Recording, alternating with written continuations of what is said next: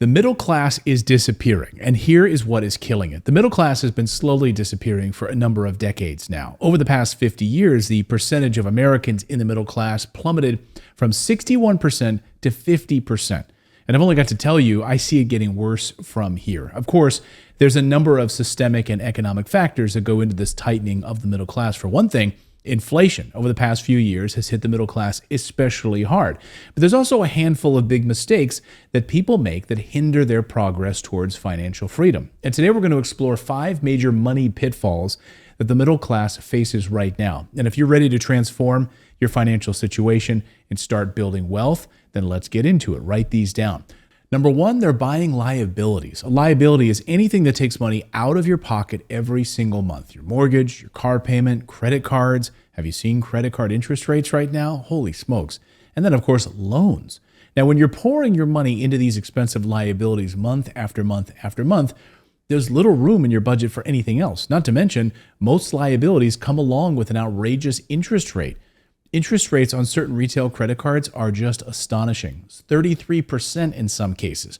Now, once you fall prey to this trap, it becomes increasingly harder to start buying performing assets that will help you build wealth. If this sounds like your situation, then I really encourage you to check out the video that I recently published on credit card debt in the United States. It's mind-blowing, so check out that video.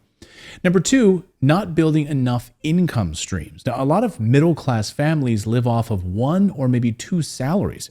Now, imagine if you lose your job. Now, if you want to start building wealth, you'll need to start adding income streams to your family's overall income. This can be businesses, side hustles, or my favorite, rental properties. Diversifying your income streams is an incredible way to start building wealth and protecting your family. Number 3, practicing lifestyle inflation. This lifestyle creep keeps people locked into a lifestyle of living paycheck to paycheck. And if you've never heard of this term before, let me explain. Lifestyle inflation is when your income rises and you also bump up your spending habits. So let's say you get a raise at work and then you plan a big vacation, buy a fancy new car. So instead of bringing home extra money every month, you end up spending more. It's lifestyle creep, and it prevents you from building wealth and keeps you in a cycle of living paycheck to paycheck. Back in the day when I used to get a raise every year or whatever it was, I used to pretend like I never got that raise. So whatever incremental amount I was making went right into savings, went right into investing. And I never really even knew that I got a raise. And that's the beauty of it. I didn't allow that lifestyle creep to come in because it happens whether we want to or not. Number 4, trying to time the market. This might be the biggest middle-class mistake of them all. Too many middle-class people talk themselves out of building wealth because of the market conditions.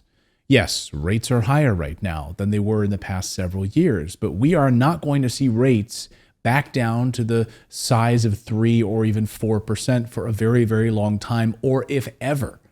The ability to build wealth through real estate is going to get harder and harder to reach as prices go up later this year. And the 1% will continue to gobble up all of the available real estate that's out there. So this is how the middle class's wealth is shriveling up, and the top 1% is amassing more and more assets. Do you think wealthy investors give a crap about fluctuations in interest rates? No, they don't. Let me tell you why. Successful investors aren't splitting hairs over 1 or 2 percentage points. They see the value in making long-term asset purchases, and they go for it. Number 5, they don't focus on financial education, a huge mistake in the middle class. They sort of just set up a 401k and they set it and forget it. One of the most powerful things you can do to reach any type of goal is to focus on education. The more that you learn, the more options open up for you, no matter your financial situation. I highly recommend making financial education a priority for you. So be sure to check out this next video, which is the Beginner's Guide to Financial Education. Watch that right now, and we'll see you next time.